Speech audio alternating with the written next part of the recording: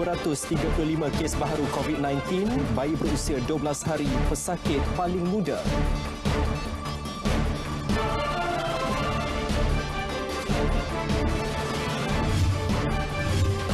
SOP Perintah Kawalan Pergerakan diperketat dan 8.6 juta isi rumah akan terima penutup hidung dan mulut secara percuma.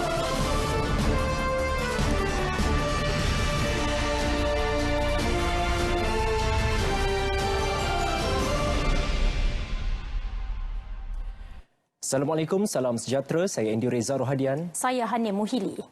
Bayi berusia 12 hari antara pesakit termuda dijangkiti COVID-19 di Malaysia setakat ini. Menurut Ketua Pengarah Kesihatan, Datuk Dr. Nur Hisham Abdullah, bayi tersebut merupakan antara pesakit yang termasuk gelombang kedua COVID-19. Ya, manakala pesakit paling tua berusia 83 tahun. Bagaimanapun, identiti bayi tersebut tidak didedahkan. Menurut Datuk Dr. Nur Hisham, 4 lagi kes kematian berkaitan COVID-19 direkodkan setakat ini dan menjadikan jumlah kumulatif kematian di Malaysia sebanyak 23 kes.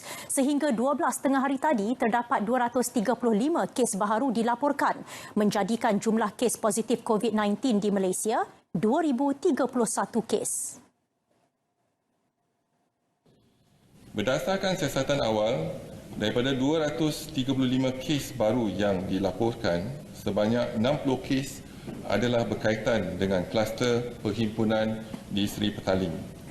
Manakala baki 175 kes masih lagi dalam siasatan. Sehingga kini seramai 45 kes positif COVID-19 sedang dirawat di unit rawatan rapi iaitu ICU. Daripada jumlah tersebut, 32 kes memerlukan bantuan pernafasan. Dalam sidang media di Putrajaya, beliau juga memaklumkan telah mengarahkan semua anggota kesihatan dan petugas sokongan Hospital Teluk Intan Perak untuk menjalani ujian pengesanan COVID-19. Ia ekoran 80 anggota kesihatan KKM dikesan positif COVID-19. Setakat ini, tiada kes jangkitan anggota kesihatan KKM yang disebabkan oleh pengendalian kes positif COVID-19 di fasiliti KKM.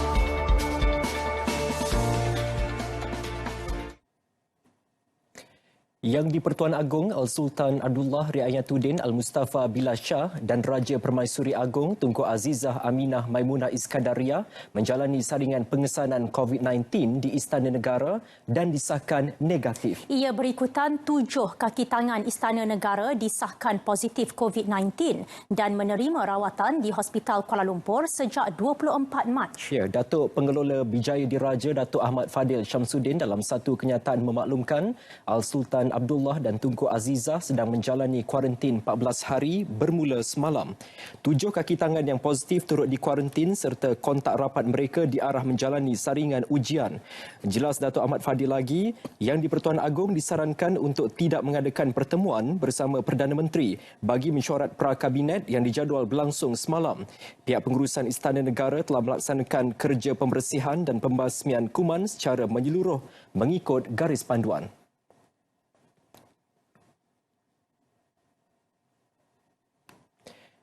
Prosedur operasi standard SOP bagi Perintah Kawalan Pergerakan PKP akan diperketat kerana masih ada yang tidak mempedulikan arahan tersebut. Ini termasuk mengadakan lebih banyak sekatan bagi mengawal pergerakan orang ramai. Menteri Kanan Keselamatan Datuk Seri Ismail Sabri Yaakob berkata Majlis Keselamatan Negara MKN akan memperkenal dan mengeluarkan SOP baharu yang lebih tegas Sabtu ini. SOP baru selepas apabila fasa kedua ini diperkenalkan. Fasa pertama kita lihat selalu walaupun ada sekatan pergerakan tetapi banyak perkara yang seolah-olah dibenarkan ada pengecualian.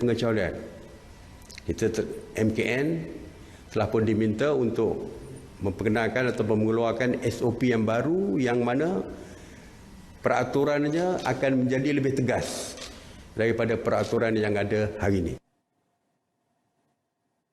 Sehingga semalam, 110 tangkapan dibuat kerana ingkar arahan PKP, manakala 163,487 kenderaan diperiksa. Polis turut melakukan pemeriksaan dan pemeriksaan mengejut di 1,719 kawasan. Saya menerima banyak mesej daripada rakyat yang mengatakan perlu lebih tegas. Mereka tidak mahu hanya kerana 5% yang degil, tetapi kesannya kepada 95% yang akur kepada arahan yang dikeluarkan oleh kerajaan. Menurut Datuk Seri Ismail Sabri, sekatan jalan raya juga akan lebih banyak dilakukan di zon merah. Beliau bagaimanapun memberi jaminan polis akan memudahkan laluan kenderaan yang membawa makanan melalui sekatan jalan raya. Kerajaan juga memutuskan untuk melakukan proses pembersihan dan penyucian nyah cemar di premis-premis awam bagi mengawal penularan COVID-19. Buat masa ini, tumpuan diberi kepada kawasan yang diklasifikasikan sebagai zon merah dan mempunyai risiko tinggi seperti pasar dan masjid.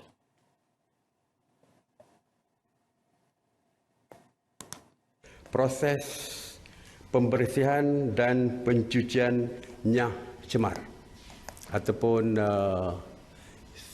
sanitization, disinfection akan dilaksanakan oleh PBT dan juga bomba, Jabatan Bomba dan Penyelamat, dan mungkin jika diperlukan Angkatan Tentera Malaysia juga akan terlibat di dalam membersihkan kawasan-kawasan dan menyah cemar atau menyah kuman di kawasan-kawasan premis awam, terutamanya di kawasan-kawasan yang dikenal pasti sebagai kawasan-kawasan merah.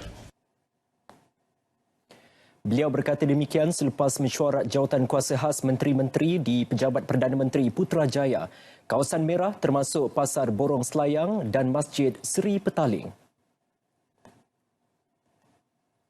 Baik, sementara itu 8.6 juta isi rumah seluruh negara akan menerima penutup hidung dan mulut secara percuma. Dan ia akan diedar secara berperingkat dalam waktu terdekat.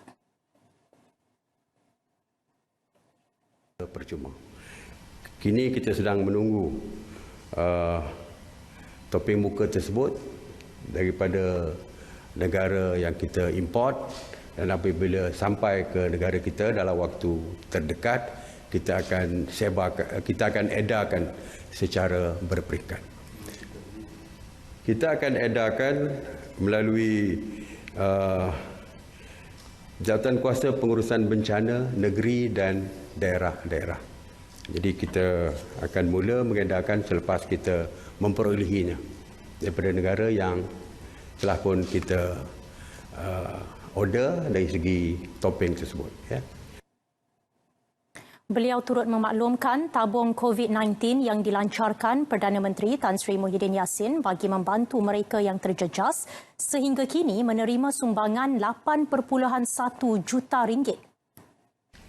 70% akan digunakan untuk peringkat awal ini, iaitu sebanyak 5.68 juta untuk membantu rakyat yang terkesan, terutamanya golongan miskin yang terkesan akibat daripada sekatan pergerakan yang kita perkenalkan.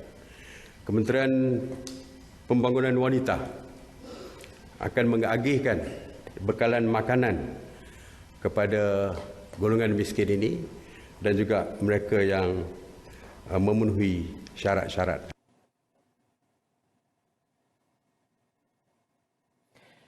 Umat Islam di seluruh negara diseru melakukan solat hajat serentak esok selepas solat Zuhur dan diadakan di rumah dan di tempat penginapan masing-masing. Menteri di Jabatan Perdana Menteri Datuk Seri Dr. Zulkifli Muhammad Al-Bakri dalam satu kenyataan berkata Yang di-Pertuan Agong Al-Sultan Abdullah Riayatuddin Al-Mustafa Billah Shah menitahkan beliau untuk melaksanakan solat hajat demi kesejahteraan rakyat ketika menghadapi situasi terkini. Justru umat Islam diminta menyahut titah Yang di-Pertuan Agong dengan melaksanakan solat hajat serentak serta memenuhi hari Jumaat dengan zikrullah, taubat dan munajat kepada Allah Subhanahu Wa Taala. 2 bulan gaji bagi Perdana Menteri, Menteri dan Timbalan Menteri dipotong dan disalurkan ke tabung COVID-19. Perkara itu diputuskan dalam mesyuarat Kabinet semalam. Menurut kenyataan pejabat Perdana Menteri, langkah itu bagi membuktikan kesungguhan kerajaan untuk membantu mereka yang menerima kesan akibat penularan wabak COVID-19. Tabung COVID-19 yang dilancarkan pada 11 Mac yang lalu adalah merupakan usaha kerajaan untuk membantu rakyat. Sehingga semalam jumlah terkumpul termasuk geran kerajaan adalah 8,493,000 dan 103.48 sen.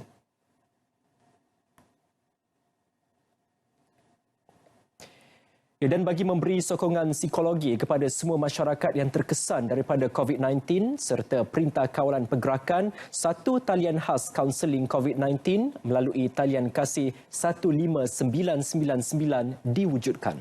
Menurut Menteri Pembangunan Wanita, Keluarga dan Masyarakat, Datuk Seri Rina Harun, 528 kaunselor disediakan. Dalam satu kenyataan media, pemanggil yang memerlukan perkhidmatan telekaunseling akan dipanjangkan kepada pegawai kaunselor berdekatan.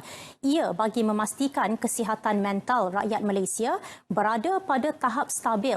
Selain itu, talian khas kaunseling COVID-19 dibuka kepada pesakit COVID-19, waris pesakit, petugas pusat kuarantin, hospital dan lain-lain individu yang terkesan dengan Perintah Kawalan Pergerakan.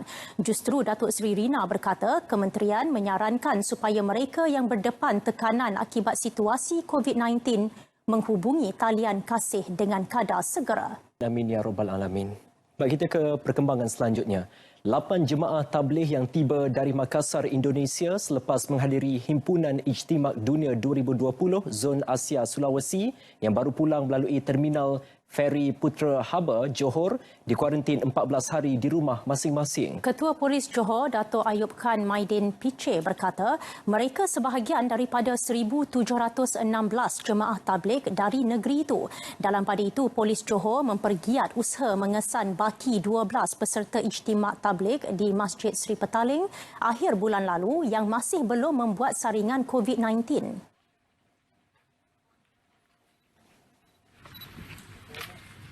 Ya, kita tak tetapkan tarikh, tapi kita dah kena pasti dia orang. So kita akan hantar tim untuk pujuk mereka lah untuk hadir untuk membuat saringan juga.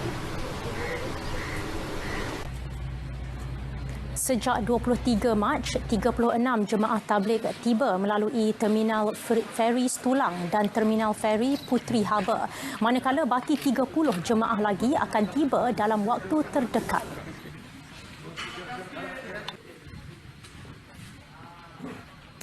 Di Kota Baru, tahap pematuhan orang ramai terhadap Perintah Kawalan Pergerakan PKP meningkat. Hari ini, pihak berkuasa memperketat kawalan di semua laluan utama susulan teguran keras Ketua Polis Kelantan, Datuk Hasanuddin Hassan semalam. Tinjauan mendapati pusat bandar Kota Baru kembali lengang, jauh berbeza berbanding semalam. Orang ramai juga tidak lagi berkumpul di lokasi tumpuan atau keluar rumah tanpa sebab. Ketua Polis Daerah Kota Baru, Asisten Komisioner Abdul Rahim Daud berkata, lebih banyak sekatan jalan raya dibuat membabitkan setiap laluan masuk ke pusat bandar. Berbanding semalam, hari ini lebih baik, di mana mereka-mereka yang telah dibenarkan memasuki kawasan bandar adalah mereka-mereka yang mempunyai betul-betul terlibat dalam perkhidmatan yang diperlukan ataupun mempunyai urusan-urusan yang memang perlu. Yang tidak perlu, dah ramai kita minta mereka untuk berpatah balik ke rumah masing-masing. Operasi pemantauan tahap pematuhan PKP yang lebih tegas turut diperluas ke kampung dan kawasan perumahan pinggir bandar. Kes positif COVID-19 di Kelantan kini telah pun mencecah lebih 80 kes dengan 2 kematian direkodkan setakat ini. Ini sesuatu yang serius. Sehubungan itu, rakyat perlu sedar bahawa penguatkuasaan yang lebih tegas oleh pihak berkuasa bagi melaksanakan perintah kawalan pergerakan ini perlu dilakukan demi kebaikan kita bersama. Justru itu, kita orang ramai perlu akur dan terus peka dengan arahan yang dikeluarkan oleh pihak berkuasa dari semasa ke semasa. Ingat, jangan merayau. Duduk rumah diam-diam. Zain Zain untuk RTM.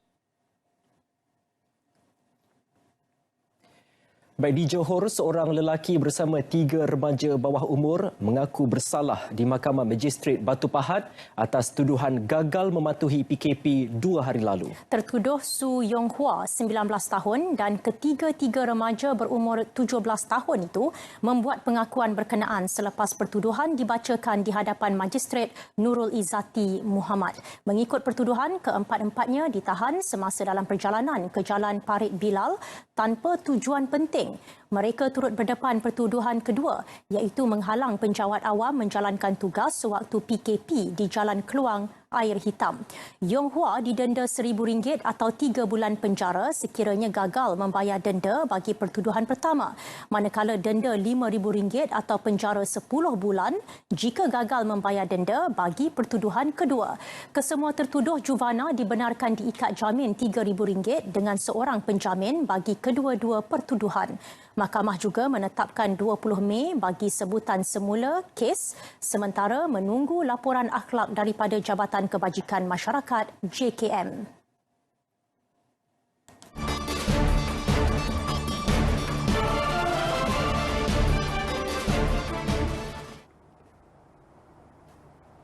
Assalamualaikum dan salam sejahtera. Esok 27 Mac 2020 merupakan tarikh permulaan fasa peralihan monsun yang dijangkakan akan berterusan sehinggalah ke pertengahan Mei nanti. Bermulanya fasa peralihan monsun ini turut menandakan berakhirnya fasa monsun timur laut yang dialami negara sejak daripada 24 Oktober yang lalu. Pada fasa peralihan monsun, negara kita akan menerima tiupan angin lemah pelbagai hala dan situasi ini lazimnya kondusif untuk pembentukan kelompok awan ribut petir. Kelompok awan ribut petir yang membawa hujan lebat berserta angin kencang akan lebih kerap berlaku pada sebelah petang ke awal malam dan jangkaan kawasan-kawasan yang akan kerap mengalami situasi ini adalah lebih melibatkan bahagian pantai barat Semenanjung, bahagian pedalaman Semenanjung, manakala untuk negeri Sabah dan Sarawak pula ribut petir dijangkakan akan lebih kerap berlaku di sebelah bahagian barat Sabah dan juga bahagian tengah negeri Sarawak. Lazimnya ribut petir yang berlaku dalam tempoh singkat kadang-kala boleh membawa bahaya. Berikutan ianya boleh menyebabkan banjir kilat dan juga kerosakan kepada struktur-struktur bangunan yang tidak kukuh.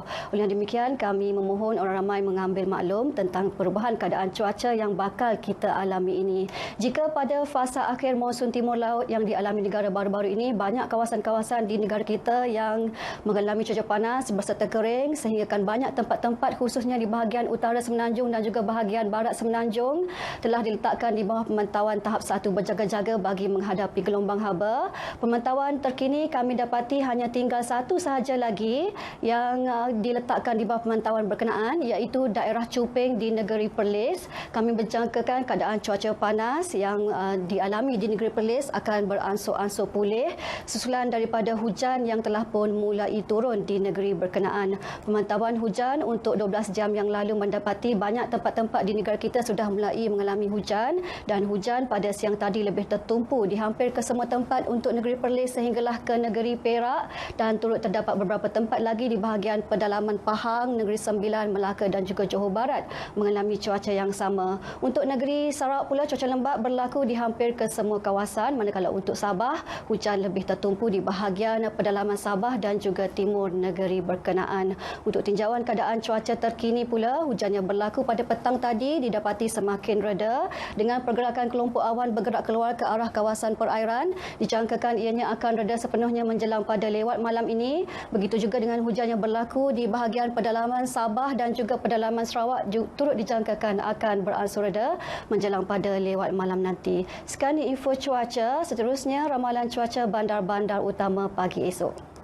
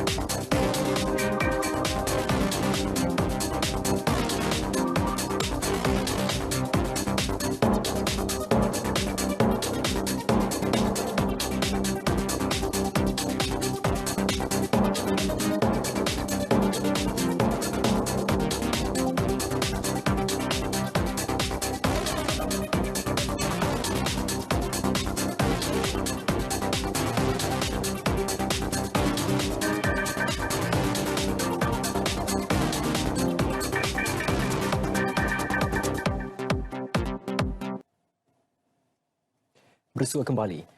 Jumlah kes jangkitan COVID-19 di seluruh dunia terus bertambah dengan angka terkini mencecah 413,467 kes. Wabak sudah menular ke 196 negara dan wilayah, manakala 18,433 meninggal dunia. Di luar China, jumlah kes jangkitan meningkat kepada 331,619 orang. Hampir 240,000 kes dilaporkan di 6 negara paling teruk terjejas, masing-masing merekodkan lebih 20,000 kes iaitu Itali, Amerika Syarikat, Sepanyol, Jerman, Iran dan Perancis. Di Itali, negara di luar China yang paling teruk terjejas, 3,489 pesakit ditempatkan di unit rawatan rapi ICU, sementara 9,362 pesakit pulih. Manakala 5,210 kes dilaporkan dalam tempoh 24 jam. Di Sepanyol, 738 kematian direkodkan semalam. Kerajaan turut mengumumkan tempahan besar-besaran bekalan penutup hidung dan mulut, alat bantuan pernafasan dan sarung tangan getah dari China. Di Jerman, pihak berkuasa pula berkata penularan wabak masih pada peringkat awal.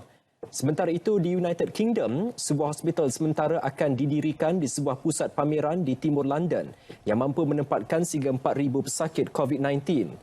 Iran pula merekodkan 143 kematian dalam tempoh 24 jam. Pihak berkuasa mendirikan hospital sementara dengan kemudahan 2,000 katil di Tehran sebagai sebahagian usaha menangani COVID-19. Di Rusia pula, 163 kes baru dilaporkan, pertambahan tertinggi dalam sehari menjadikan jumlah keseluruhan 658 kes.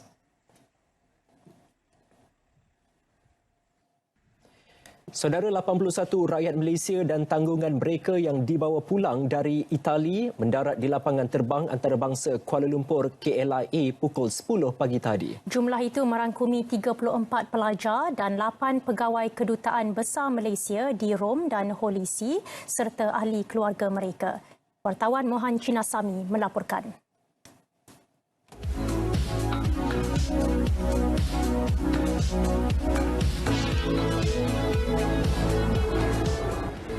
Ini merupakan antara 81 rakyat Malaysia yang berjaya dibawa pulang dari Itali ke Malaysia pada hari ini.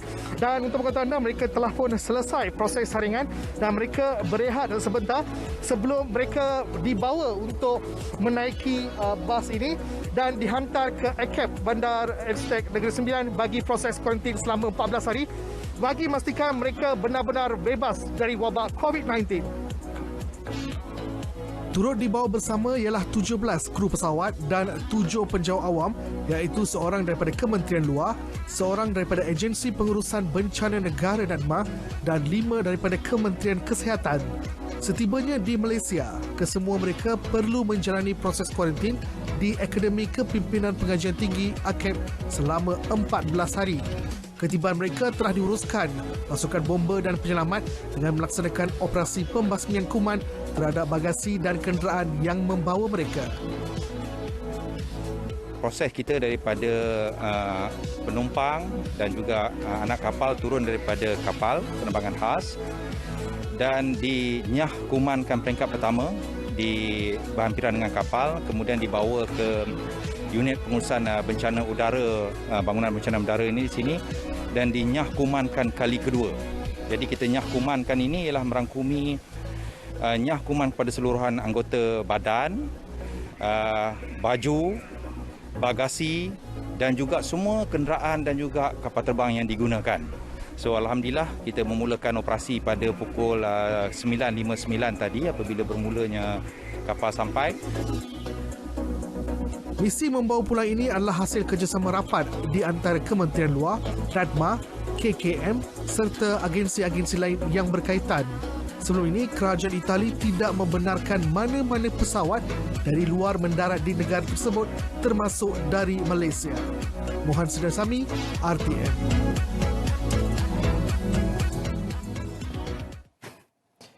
Di awal pagi tadi juga pesawat yang membawa pulang 225 rakyat Malaysia di Bangladesh mendarat di KLIA pukul 5.46 pagi. Timbalan Menteri Luar Datuk Kamaruddin Jaafar berkata mereka pulang melalui penerbangan sewa khas MAS yang dibiayai sepenuhnya MIC. Mereka terdiri daripada 130 pelajar, 55 pegawai dari Hospital Medan Malaysia di Cox Bazar, 35 ekspatriat dan 5 orang tanggungan pegawai Suruhanjaya Tinggi Malaysia di Dhaka. Mereka telah menjalani proses saringan kesihatan di KLIA serta perlu dikuarantin selama 14 hari.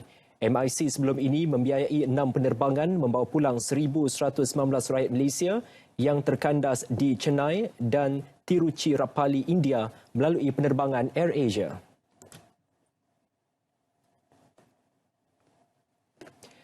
Belum ada keputusan mengenai status solat tarawih secara berjemaah di masjid dan surau Ramadan nanti berikutan COVID-19. Menteri di Jabatan Perdana Menteri Datuk Seri Dr. Zulkifli Muhammad Al-Bakri berkata pihaknya membincangkan perkara itu tetapi menunggu hasil PKP selepas 14 April nanti. Jadi saya pun sebenarnya isu tu kita bincang. Ada plan A, plan B dan plan C. Yang penting, perkara pertama, kita melihat maslahat yang lebih besar. Iaitu maslahat untuk kita memutuskan rantaian wabak COVID-19 ini supaya dia tidak lagi wujud dan berjangkit. Dan bila dah putus, masa itu kita kira berjaya lah, alhamdulillah. Beliau ditemui selepas mempengerusikan mesyuarat penyelarasan dan pelaksanaan muasadah COVID-19 di Putrajaya. Kerajaan bersetuju memberikan insentif potongan cukai kepada penderma yang menyumbang wang tunai atau barang untuk digunakan bagi menangani penularan COVID-19. Ia termasuk saluran sumbangan kepada tabung COVID-19 bagi membantu rakyat yang terkesan dengan wabak itu. Dalam satu kenyataan, Lembaga Hasil Dalam Negeri LHDN menjelaskan bagi sumbangan berbentuk peralatan atau barang, penyumbang perlu mendapatkan surat aku terima daripada penerima sebelum mengemukakan permohonan potongan. Permohonan lengkap perlu dialamatkan kepada bahagian cukai Kementerian Kewangan. Penderma dinasihat menyimpan rekod transaksi sebagai bukti rujukan ketika mengisi borang nyata cukai pendapatan BNCP tahun taksiran 2020 dan semakan LHDN.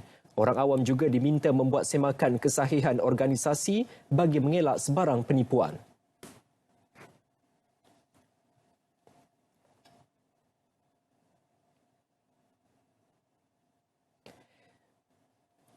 Di Pulau Pinang, sebuah syarikat pembuatan menyumbangkan kira-kira 100,000 penutup hidung dan mulut kepada petugas barisan hadapan.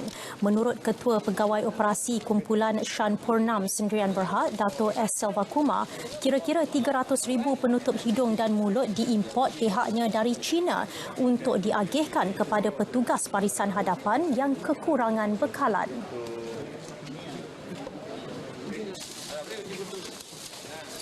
Balance 100,000 pieces we are donating today to the frontliner heroes who are saving other people's life by risking their life. I hope this crisis will end soon and we are all back to normal life. Majlis penyerahan ringkas itu berlangsung di Perai dihadiri beberapa penerima termasuk Wakil Hospital Besar Pulau Pinang, Hospital Bukit Mertajam dan Hospital Kulim.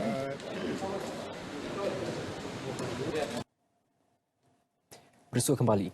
Bagi memenuhi keperluan kaki tangan, pelajar serta barisan hadapan mengurangkan risiko penularan wabak COVID-19, Fakulti Sains dan Teknologi Universiti Sains Islam Malaysia USIM mengambil inisiatif menghasilkan pelindung muka serta cecair pembasmi kuman. Menurut Pensyarah Kanan Teknologi Kimia Industri, Dr. Muhammad Zamir Othman, kumpulannya mampu menghasilkan hampir 100 liter cecair pembasmi kuman setiap hari bagi keperluan dan permintaan keseluruhan warga kampus serta sumbangan kepada masyarakat. Sebanyak 40 alat pelindung muka pula boleh dihasilkan dalam sehari menggunakan mesin 3 dimensi dan disumbangkan kepada hospital berdekatan. Produk yang dihasilkan adalah mengikut piawaian Pertubuhan Kesihatan Sedunia WHO selain melalui ujian dalam makmal penyelidikan USIM bagi memastikan keberkesanan produk terhadap mikroorganisma. Hingga ke hari ini kita telah hasilkan lebih daripada 100 liter yang kita bukan sahaja edarkan di peringkat dalaman, tapi kita mula edarkan di komuniti dan masyarakat setempat. Dan yang paling baru, kita baru sahaja dalam proses untuk edarkan ke Balai Polis Nilai untuk membantu bagi menyediakan kemudahan sanitizer ini apabila mereka melakukan kawalan-kawalan di sekitar Bandar Nilai.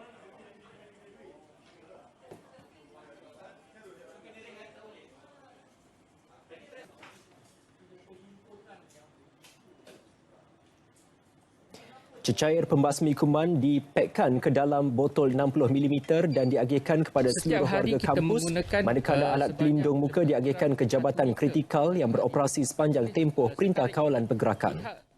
Berwajib universiti telah melaksanakan satu perintah, iaitu setiap orang yang masuk ke USIM perlu menjalani saringan dan juga perlu menjalani disinfeksi.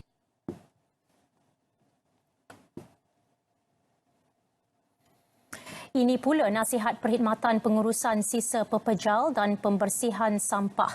Anda perlu bijak mengasingkan buangan topeng muka dan sarung tangan yang dipakai untuk memutuskan rantaian pandemik COVID-19. Nasihat itu disampaikan bertujuan untuk memastikan keselamatan pekerja pembersihan di lapangan. Pekerja-pekerja pembersihan syarikat konsensi SWM Environment misalnya masih melakukan tugasan dalam tempoh Perintah Kawalan Pergerakan. Pengurus Wilayah Johor SWM Environment Muhammad Zan Aris berkata, orang ramai perlu melakukan pengasingan. Kita juga memohon kerjasama masyarakat untuk menguruskan sisa buangan mereka mengikut jadual yang telah ditetapkan dan melaksanakan pengasingan sisa pepejal di punca. Bagi memutuskan rangkaian wabak ini, pihak SWM memohon perhatian dan kerjasama masyarakat untuk memastikan topeng muka dan sarung tangan yang telah digunakan dilepaskan dengan betul. Sementara itu, Pengarah SW Corp Negeri Johor, Khairul Hisham Jalaluddin berkata, berlaku peningkatan pembuangan sisa pepejal sepanjang tempoh Perintah Kawalan Pergerakan, terutama di kawasan perumahan. Sisa di kawasan perindustrian, di kawasan komersial, di kawasan institusi, yang mana kita tahu semua kebanyakan ditutup, sampah menurun sehingga 30% lah. Jadi untuk sampah perumahan ni peningkatan meningkat sebabkan oleh semua orang berada di rumah lah, kebanyakan seperti data yang kita dapat 95% penduduk Johor duduk di rumah, sebabkan itu peningkatan di sampah di rumah lah sebenarnya. Bagi memastikan keselamatan kesihatan pekerjanya terjamin, langkah pencegahan diambil dengan memastikan mereka memakai topeng muka serta sarung tangan selain melaksanakan prosedur pembasmian kuman kepada semua jentera dan sekitar pejabat. Di Johor, seramai 6,950 kaki tangan SWM Environment ditugaskan bersama 513 jentera. Memasuki hari ke-9 Perintah Kawalan Pergerakan PKP, Prasarana Malaysia Berhad telah mengambil langkah-langkah penguatkuasaan PKP yang rapi bagi memastikan pelanggannya terus mematuhi arahan terbabit. Selain meletakkan penanda jarak sosial, waktu operasi di semua perkhidmatannya juga dihadkan bagi mereka yang bekerja dalam sektor penting. Rinciannya bersama Atikah Ismail.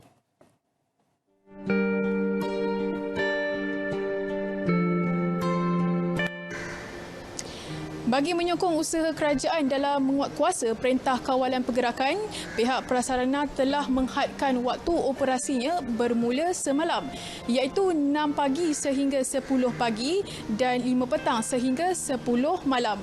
Selain itu, bagi bas-bas yang dikendalikan pihak prasarana di semua negeri juga telah menetapkan hanya 15 orang penumpang dibenarkan berada dalam bas pada satu waktu.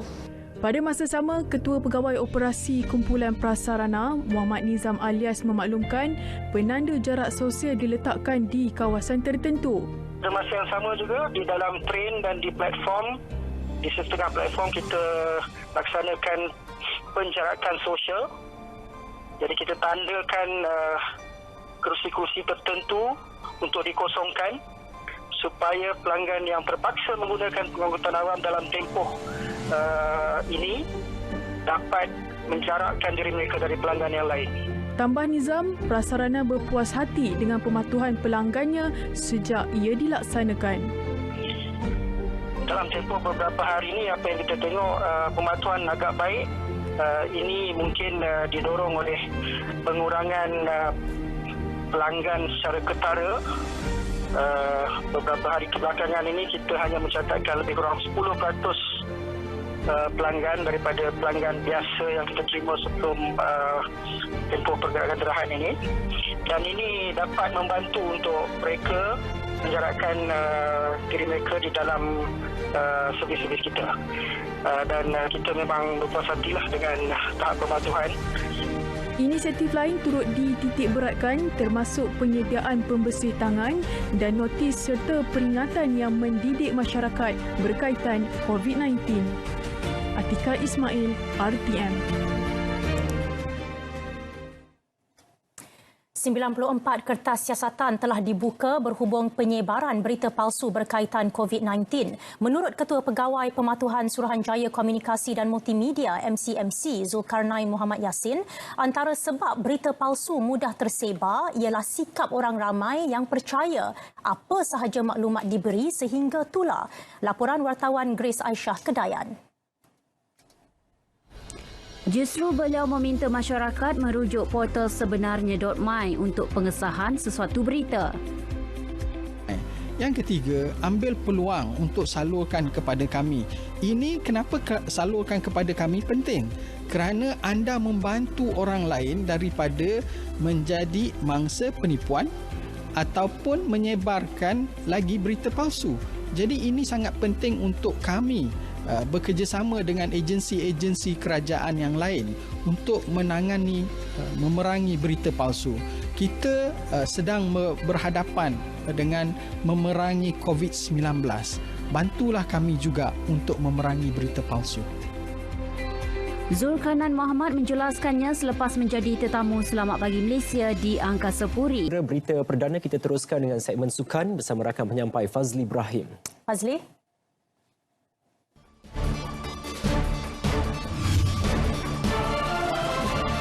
Pasukan dan pemain perlu cari jalan penyelesaian terbaik ketika wabak melanda. PPSF akan tentukan semula tarikh Tamasya Sukan Para Asia.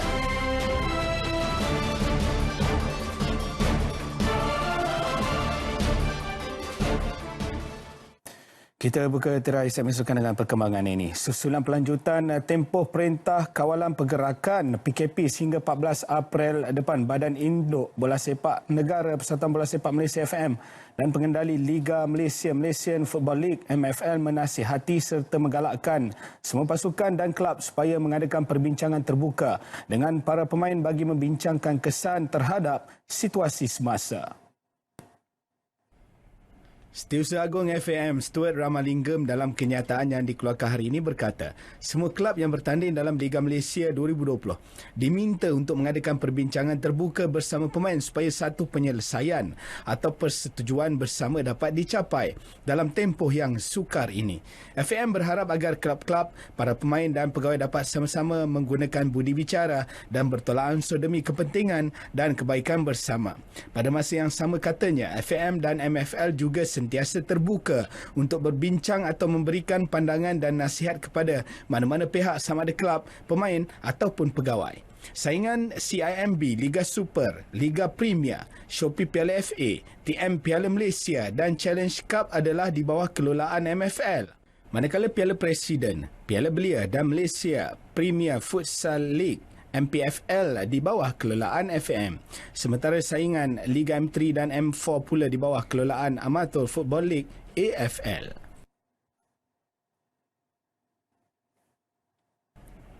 Dalam pada itu, Ketua Pegawai Eksekutif MFL, Dato' Ebi Ghani Hassan berkata, perbincangan tidak bermaksud semua pemain diminta untuk bersetuju dengan pemotongan gaji sepanjang tempoh saingan Liga ditangguhkan ketika ini. Katanya apa yang berlaku ketika ini bukan salah sesiapa dan tidak boleh dielakkan. Semua yang terlibat perlu mempunyai pandangan yang sama demi menjaga kepentingan bersama. FAM dan MFL juga katanya akan memantau dari hari ke hari keadaan wabak ini serta mengikut arahan semasa daripada kerajaan sebelum mengeluarkan jadual baharu Liga Malaysia 2020.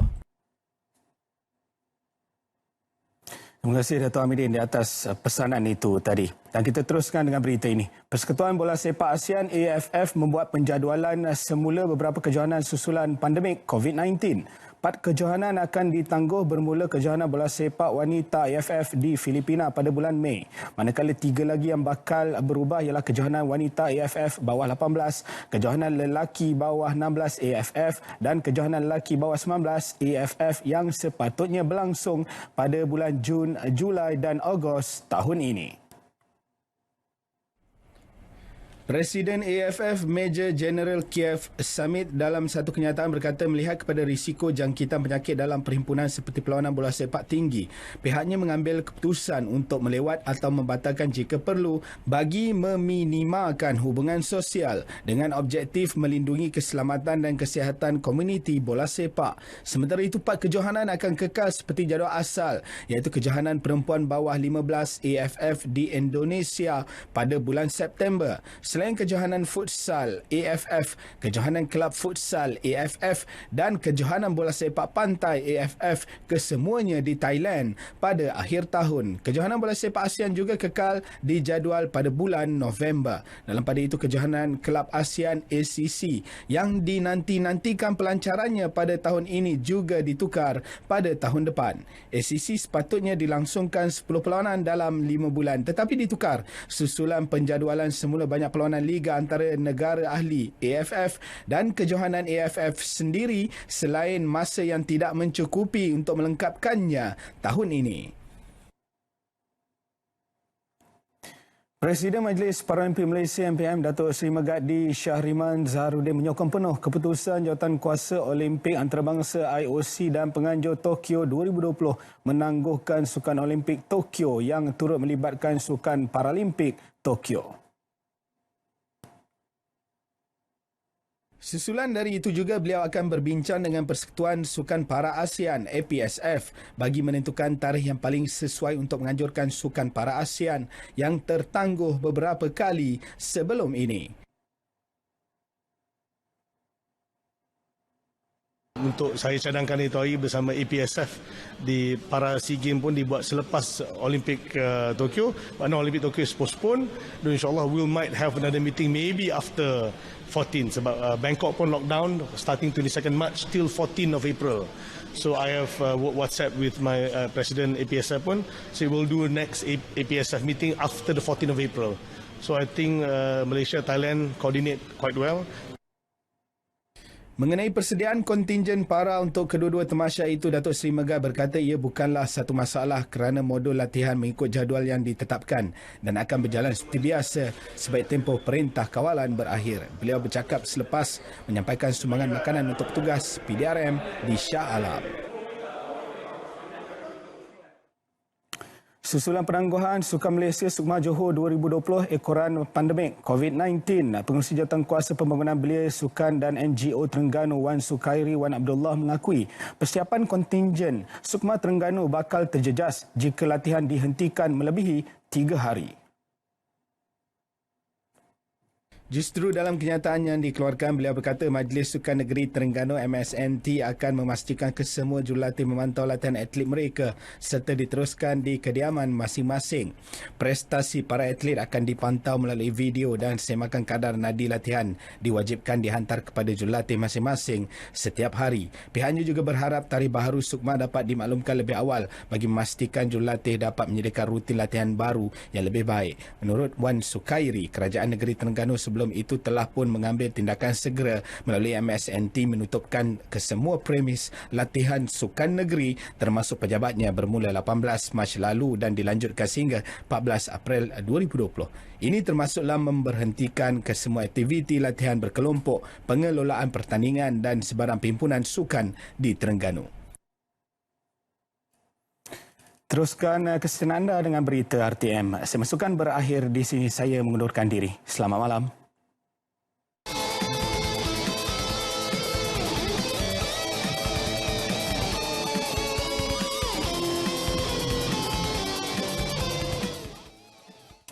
Hanim, susulan Perintah Kawalan Pergerakan PKP, penggiat seni juga tidak ketinggalan menyeru orang ramai supaya mematuhi perintah tersebut tanpa sebarang alasan. Dan ia amat penting bagi memutuskan rantaian penularan wabak tersebut.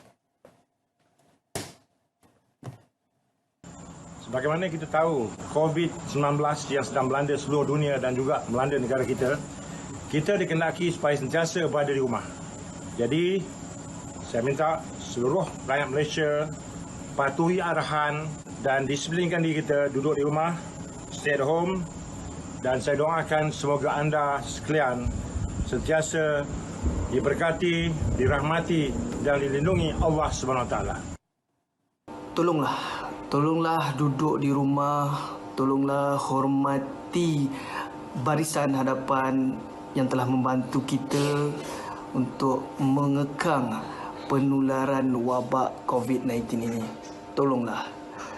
Saya faham ramai yang agak terkesan terutamanya dari segi ekonomi. Tapi ini sahaja jalan. Baik, saudara, paparan itu tadi mengakhiri berita perdana edisi Khamis 26 Mac. Selaras Perintah Kawalan Pergerakan, duduk di rumah, jangan keluar, stay at home. Ya, jaga diri dan keluarga serta sentiasa gunakan cair pencuci tangan untuk kebersihan. Assalamualaikum. Salam sejahtera.